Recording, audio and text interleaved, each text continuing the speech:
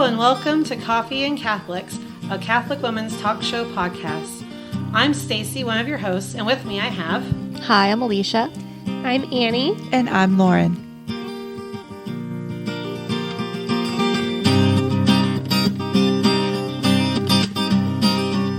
Hello and welcome to Coffee and Catholics.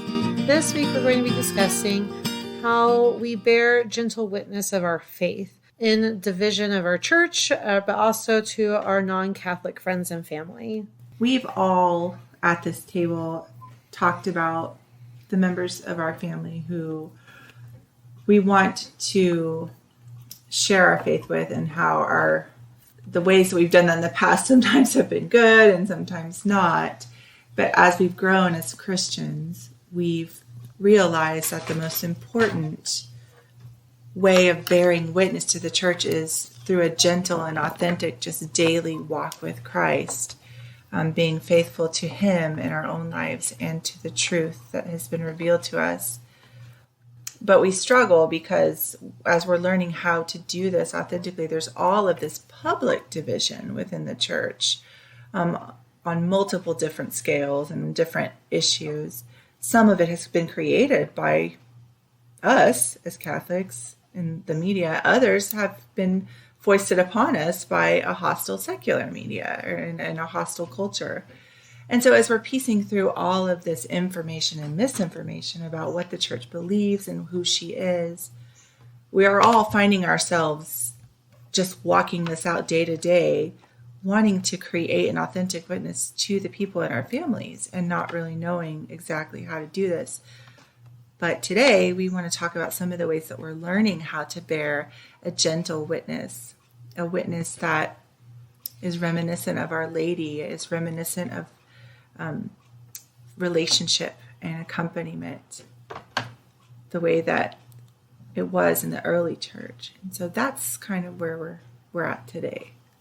Well, and I do want to say that as we're talking about this and we're talking about divisions within the church, I think it is an important thing to note. It seems very obvious, but for people who have opinions about certain issues that are not in conjunction with church teaching, it's important to note that the church does have specific teachings about many issues, and it does have So even though that there are divisions within their church, we're not talking about, obviously, divisions within church teaching itself, like Mother Church and what she teaches us. Oh, it's such an important distinction. Yes, yeah. And so... There's that whole book, the Catechism. It's a thick book. Yeah, one you don't want to read cover to cover because you'll put you to sleep at night. But we're not rehashing dogma here. We're just saying... Yeah. So though there are many divisions in the church, one way to kind of, I think, rectify that, although... there's nuance there with individual people. Though people can have different opinions, when we look at church teaching, we have to decide, especially if you don't agree with that church teaching, okay, why does the church teach that? And kind of dive into it, if that makes sense. No, I love that you said that, because I wouldn't want anyone within the sound of our voices thinking that the church is undecided on certain issues or is fighting over it. Those things have been decided. Where we're dividing is in the way that we are treating each other and the way that we are respecting the different paths of each other. I think it has more to do with just the squabbles and the way we are working out pastoral ministry in a church that is having to deal with a changing society. And so there's issues within each other or within the church about how that should most best be dealt with. And so, I'm really, really thankful that you said that. Mm-hmm. Yeah, and I mean, there's been division in the church since the beginning. Yes, and that's nothing new. Yeah, so that's nothing new. It's just what councils. Yeah, so exactly, the councils. And this is something really interesting that I learned. Something interesting that I learned, there's kind of a misconception among critics of Catholicism that say that these councils were convened in order to decide upon doctrine. It's no, actually, the doctrine was already decided upon. Exactly. What happened was there were heresies that came about, and which caused confusion and division within the church, and so they convened councils in order to say, okay, let's talk this through, let's talk this out. This is what the church teaches. This is what Christ taught. This is what we're sticking with. We're not changing what Christ taught. And so it kind of just solidified into doctrine and dogma. over what time. it is over time. Right. Yeah, exactly. So Yeah, that's Dr. Scott Hahn said something. I saw him on a show. He was actually on the show with a Protestant, with Matt Fradd, talking about things and answering objections. And one of the things he said was that, for example, the doctrine of Mary being assumed didn't just become doctrine in 1950. We've always believed that. It just became a codified dogma at that point, but it wasn't like all of a sudden we started believing that. The church always believed that. So it's just, it was just a way of making clear to the faithful, deepening, no, this is clarifying. What it is. Yes. Yeah. So with all of that being said, I would say, I know I've talked a little bit about this before, about the wrong ways to go about bearing witness.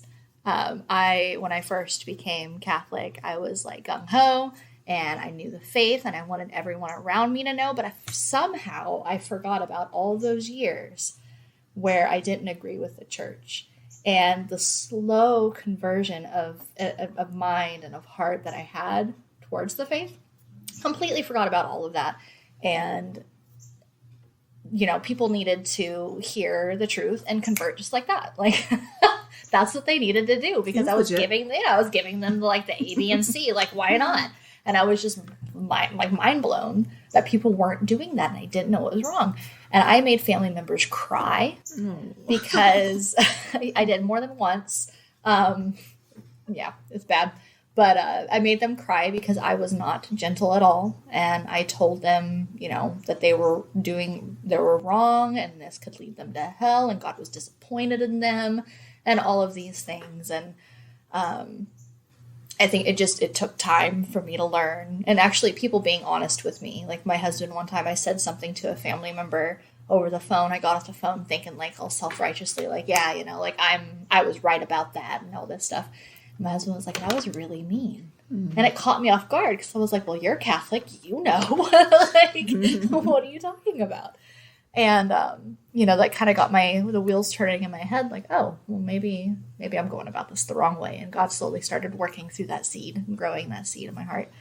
But, I think it's there's also, I would say, not only just being so like forceful in those very kind of more aggressive ways. I think it also, there's nuance in that it depends on the person. It also depends on their love language, what it is that they need. Because that's the recent lesson that I've been learning that has been very painful, to break away from the pride. I've been asking God to humble me, to teach me humility. And dangerous prayer. Oh, but it's beautiful. I love it. Do it. Oh, but it has been very, very painful, to be honest. But at the same time, it has been so immensely beautiful. And like, it's just, I can't quite describe it, but like, it's been so beautiful that it is so worth it, because you can't have humility. You can't be close to God and be prideful. Like, you have to let go of that pride. And so anyways, just learning, that's a recent lesson, is learning how to let go of control, of like, of being in control of somebody else's path to God. That I have to step back and get myself out of the way of God's way and out of that person's way, and be there the way that they need me, not the way that I want to be there. That's been an interesting lesson. Well, one thing I've noticed, and I can just speak generally here, but in my own life, there's a passage in the Liturgy of the Hours, and I am not going to get it right. It's in the Psalms, or it's in one of the Psalm prayers, that says, that the Lord waters the earth like rain, and slowly the seeds appear. And in my life, I can say that the movement of the Holy Spirit, when I look back over time, has always had a gentling effect.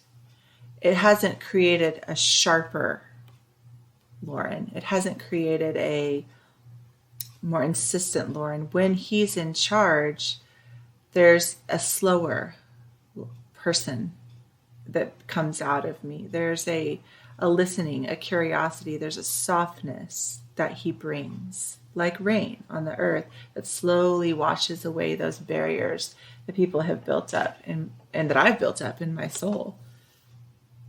And I think that, there's also a passage, I believe it's in Zephaniah that talks about the Lord will come to us like a gentle rain.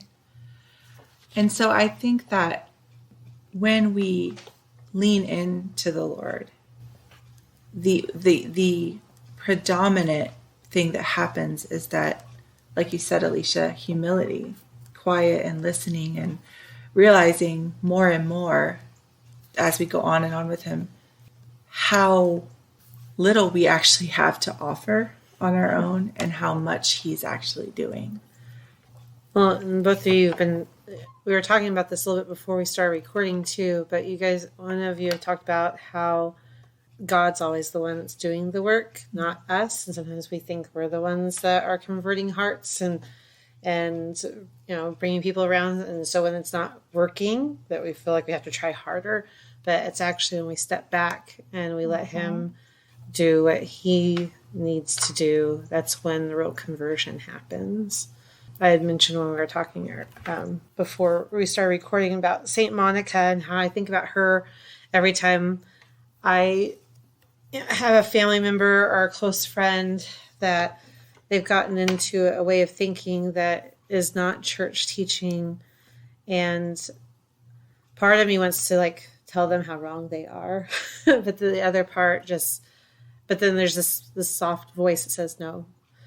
And I just have to pray for them and I'll listen to what they have to say.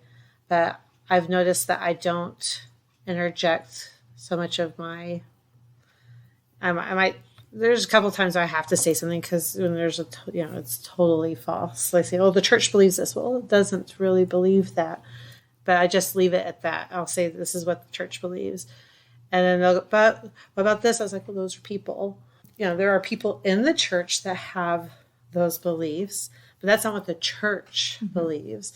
And so, and then I have to plant those little seeds and then step back because I'm not the one who's going to make them grow.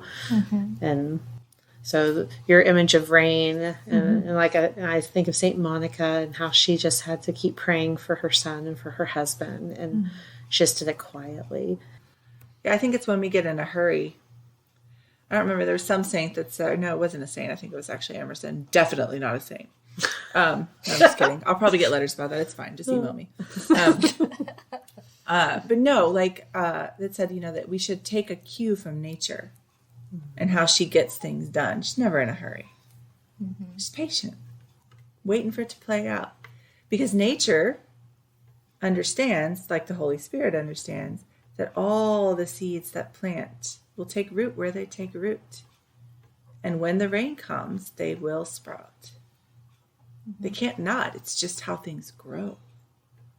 So when I think about Jesus even, in his witness, when it came to connecting with people, he was always approaching and asking questions and was more on the trying to see where someone was at or to reveal their own hearts to him through asking questions, or their own hearts to themselves through asking questions of them. And I really feel like today, with every single person having an opinion on this and that and this and that it's a novelty and almost an oddity to have someone who's more interested and looking at somebody else and hearing what they have to say than spouting their own opinion. And I think that's our ticket in. I think it's accompaniment. It's being more interested in people than in our own opinion. More interested in their hurt than in the answer we have to give them. I was thinking about this while you were saying it, and then when you said hurt, I was like, guess I have to say this now. But there was somebody had posted something. It was a truth about what the church teaches. And there were several people that attacked this person and said, well, this is so hateful. And they're like, this is the truth. This isn't, I'm not, and they said, but this hurts. He goes, well, the truth, you can't not say the truth just because it's going to hurt. But that just because something hurts doesn't make it hate. And that's beautiful. I really took that to heart because, I think we get, just because somebody hurts us or disappoints us, doesn't mean that they hate us. just because, but because we get those hurts take a long time to heal.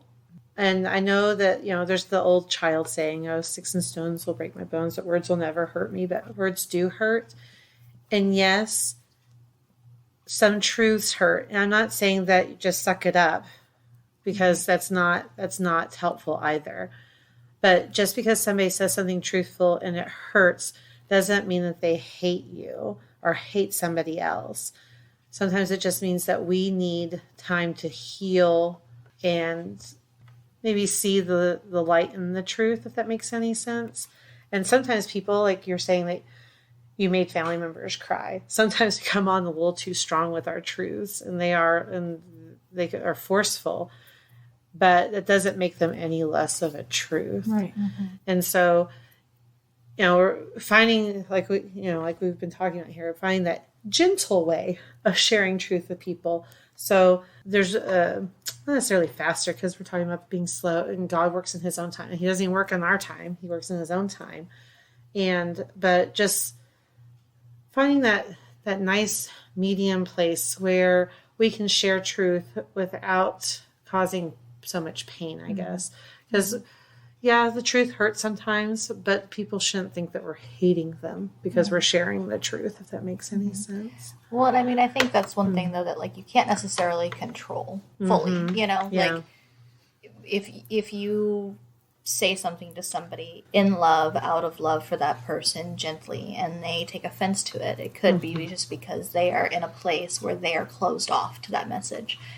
Because it feels like you're attacking their identity or who they are, or, all of that. You guys have I have so many things going through my head. I have like a growing list of things to say here. I don't know if I'm going to have time. But you guys were talking about, like, the pain when it hurts. I remember there's a girl that I know who she started asking God for humility. And shortly thereafter, these things started happening. I don't remember what they were, the car breaking down, and the, house got flooded, and, all of these things started happening. And so she came to the conclusion that humility was a dangerous prayer, that it was a bad thing. Mm-hmm.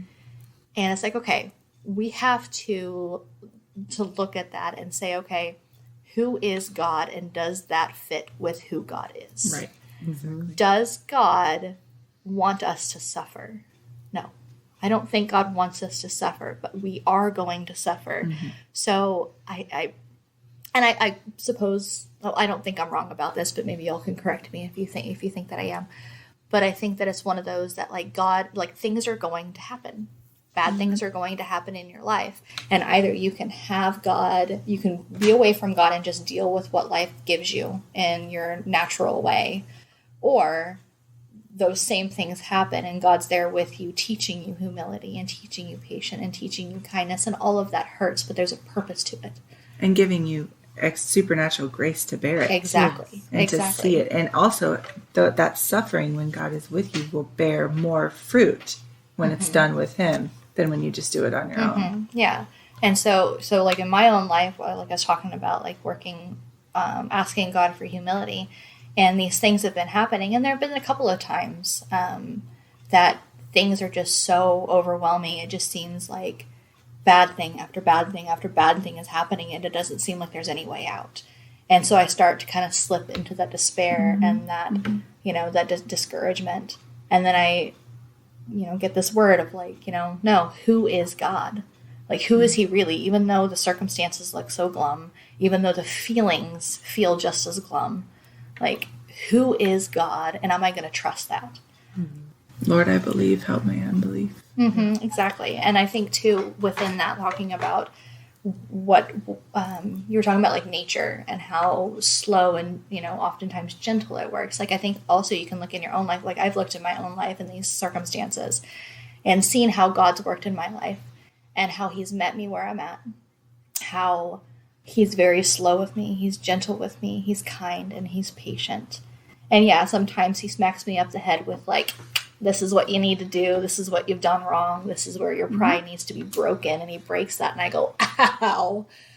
But it's always done in love, and he does do it in even in those times where it hurts, and it's like oh man, like I've learned this truth, the lead up to it, like he opened my heart up to accept that truth. And I think if we look at that and try to imitate God in that. Excellent. So when we look at people and we go, okay, you don't have faith at all. Maybe you're into things that are contrary to the faith completely.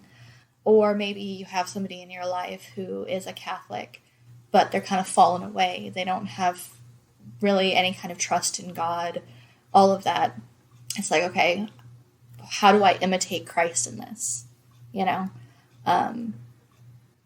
How do I go about loving this person? And by loving, I mean willing the good for them for their own good.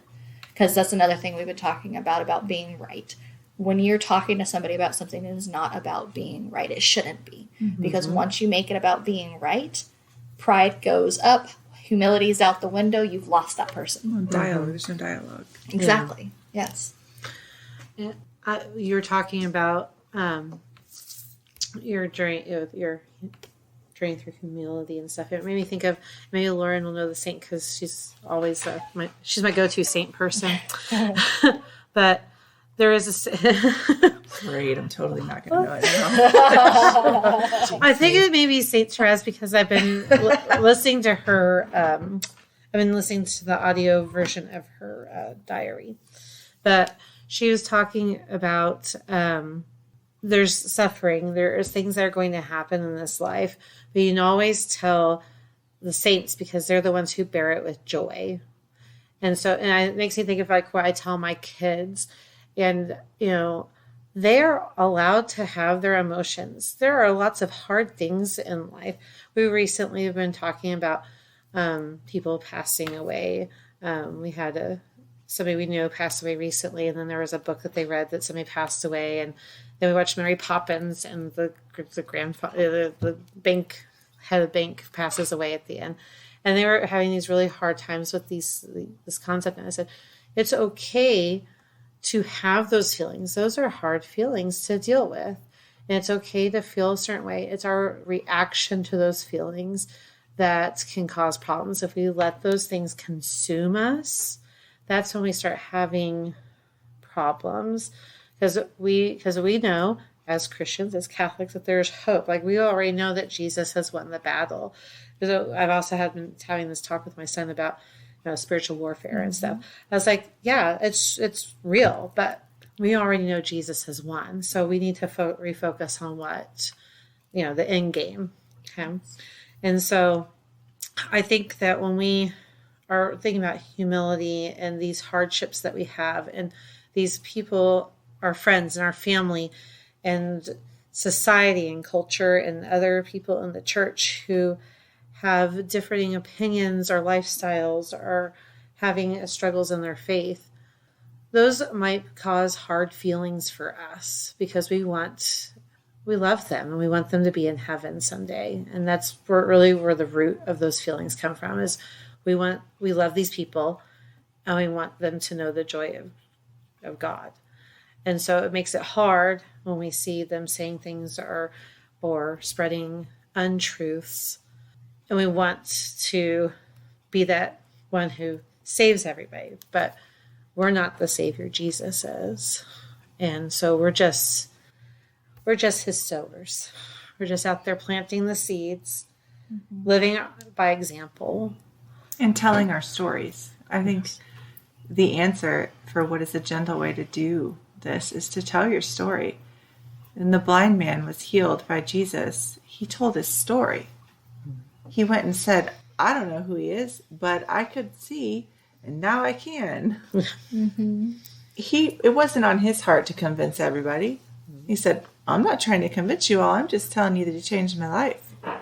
That he's taken everything that I was and transformed it without discarding it.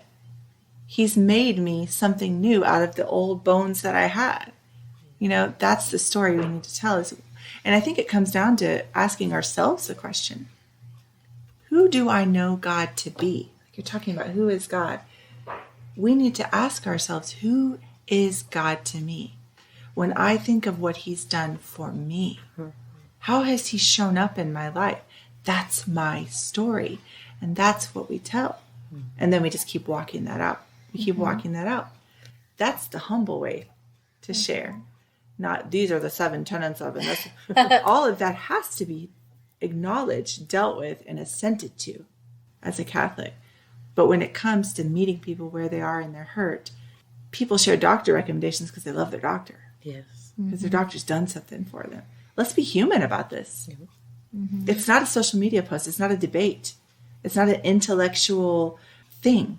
It's this is who God is to me. And so I think I would want to leave our listeners asking yourself, when it comes to these people who I love, who are making what I feel are dangerous spiritual mistakes, what can I do to share who God has been to me, what he has done in my life?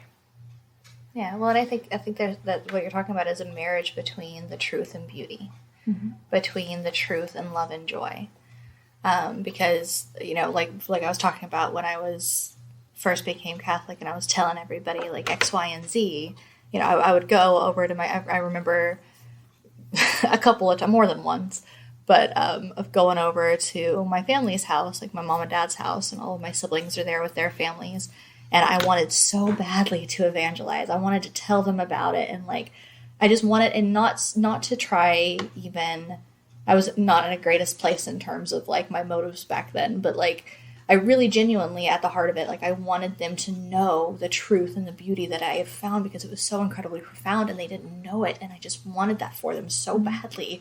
And so I'd go there, but I'd go, so did you guys know about this? And I just see the, she's at it again. She's doing it again. Like, can we just not invite her next time?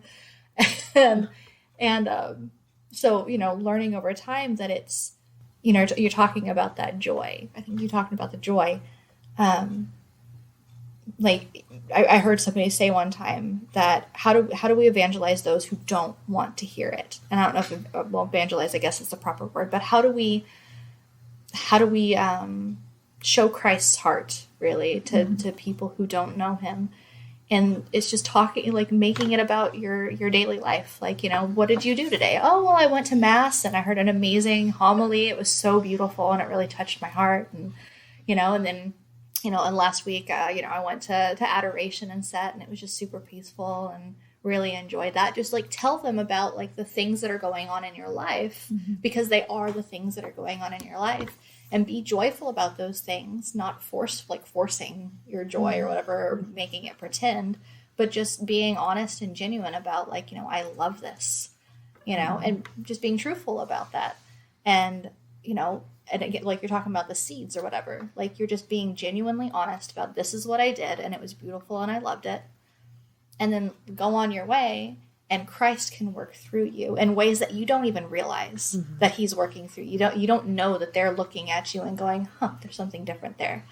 That's what I want. That's what I want for people who see me. And I don't know if I fail miserably at it, but like, that's what I hope for. That's what I pray for. And I think that's, that letting go that we were talking about earlier. Well, and, we've talked about on this podcast before that's what this, that's our thing here, sharing stories to let people know that we've been on these journeys, and it may be a journey that they're on or something similar because, nobody's experience is the same, but we can, know that there are others that we're not alone. And we're not alone, even in Christ's body. I mean, we all make up the body of Christ, so we aren't alone. And I'm just thinking, we're talking about sharing stories, and we don't just do it on this podcast. I know that even it was yesterday, I sent these girls a picture of me from, I don't know how long ago it was. And I was like, excuse the non-modest me at this baptism. With your spaghetti straps. My spaghetti straps. But, it was not that bad. But it's just funny because, like, I had these little ladies back then telling me, like, oh, make sure you're dressing modestly at church. I was like, what are you talking about? It's summer. And then I look back, I was like, oh, but they planted those seeds. Like sometimes people have no filter and it hurts. Like there was a couple times that what they said hurt, But when I look back at it, they really did plant a couple of seeds that I didn't see take root until yesterday. Like I was like, oh, wow, okay. And but there are gentler ways to say those things. And so I think that's what we're talking about, is that there are gentle ways to plant seeds and exhibit truths in our stories and in our lives so that others can look towards us and say, that seems really special. I want to know more about that.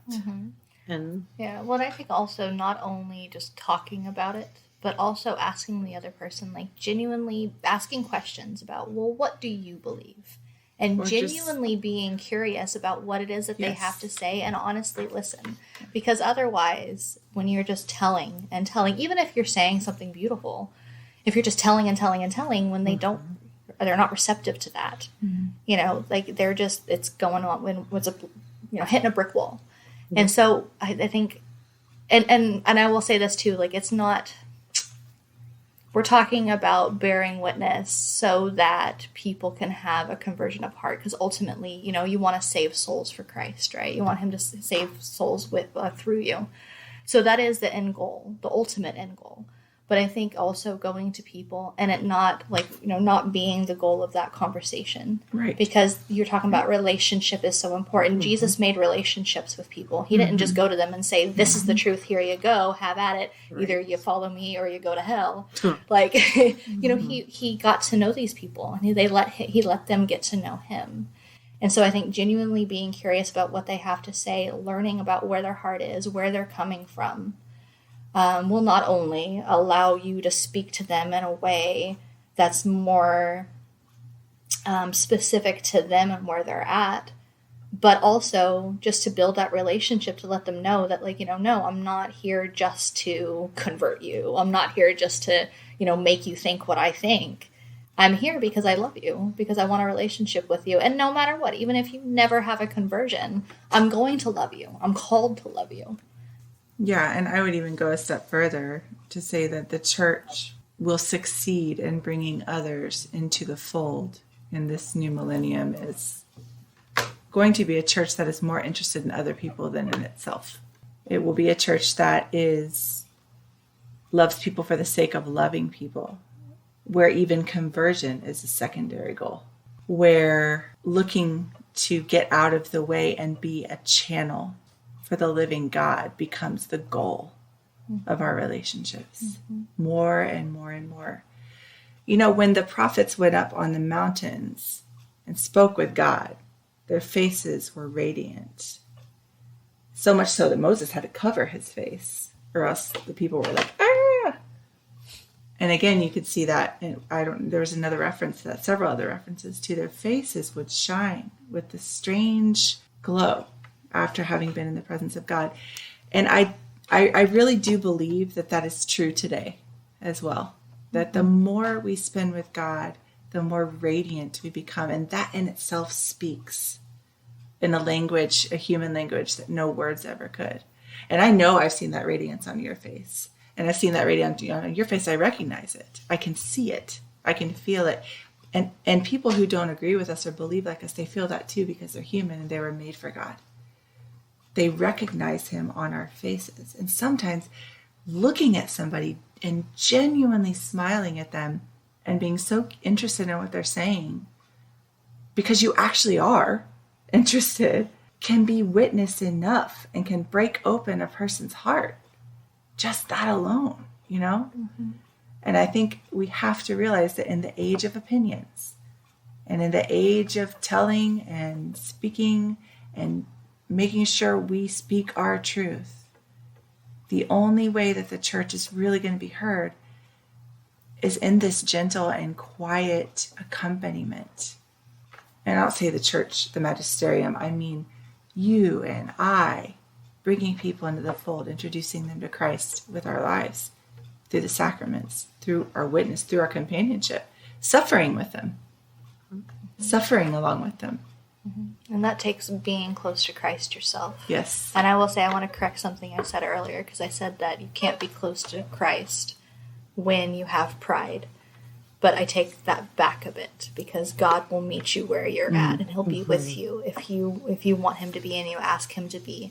I think what I was trying to say was, in order to grow into deeper union with Him, deeper into His heart, you have to let go of that pride, and you have to allow His will to be the only will. Like you have to want that. I don't want my will to be there anymore. I want everything that I do to be your will through me. And I think when you allow God to work in you like that, when you allow Him to make a room in your heart that doesn't get taken up, He stays there. I think that's when He can really, like you're talking about, that radiance can shine through, because He's actually living inside of you. And like when we receive the Eucharist, like He is living inside of you. Literally. Faustina, He asked her, He says, make a resting place for me. Let me rest here with you. Yeah, and make that prayer. I heard the prayer one time, and I thought it was beautiful. I forget exactly how it went now, of course, but something about, don't permit me to leave you. Like, come to me, God, live within me, and don't allow me to leave you through my sin and through my selfishness. I'll never permit me to be separated from you, the Amen Christi. Oh, okay, there you go. And Padre Pio, too, that novena that you did, the one, I think that was you that did that. It was, stay with me, Lord, stay with me. Don't let me leave. Don't leave me. Oh, yes. And with Him dwelling in you, He allows you to see others the way He sees them, which I think is our end goal here. And as always, thank you for joining us. Thanks. Thank you. Join us again in 2 weeks. Until then, may God bless you and may Mary accompany you.